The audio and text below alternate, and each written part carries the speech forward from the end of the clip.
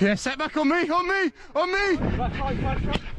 I kind of remember a ball coming towards me catching it, and then that's kind of it until I arrive at hospital. 2 years ago I took 9 months out of the game just to recover. I got hit in the head, basically woke up on the side of the pitch, and it's kind of like a massive pressure on your brain all the time. Headaches, migraines, it's not nice. Rugby is a sport trying to tackle how to deal with head injuries.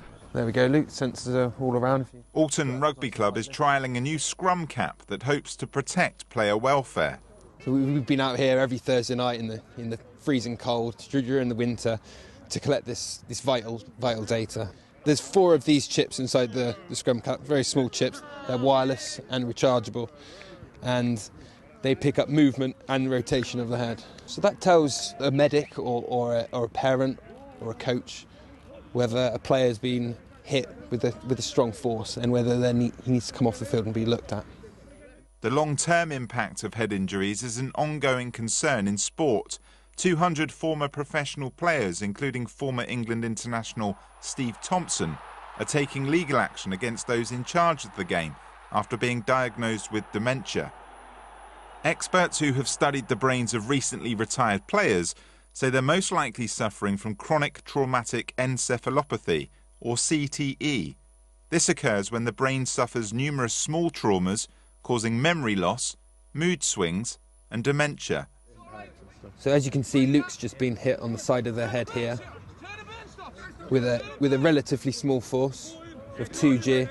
What would you see as a dangerous impact? So you say 2G, that sounds a lot to me. We've seen hits of up to 25G and rotations of about 1,500, which we're getting into whiplash territory, which can cause just as much damage to the brain as a blunt impact. England Rugby's governing body, the RFU, says that 20% of concussions happen at training sessions just like this.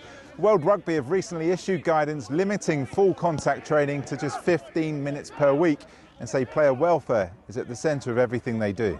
This is a great way of being able to analyse what's happening and when it's happening so that we can do the best thing for our players. We're involved in something that hopefully will help thousands of rugby players around Britain, England, the world, wherever. If they'd broken their leg, they'd have a plaster on it. They can't see a brain injury, and therefore we've got to protect them against themselves. There's a shift going on at the minute in the sport, and I think the players are now more aware and they want to make sure that they're safe in longer life. It just gives me an added confidence because I kind of know if I get hit in the head, I know they're there for me and they're looking on the sideline all the time. Just having the data and the knowledge of the kind of stuff that goes on, the impacts you're receiving, it just means you know what's going on with your body, and it means you can kind of hopefully keep yourself playing for as long as possible.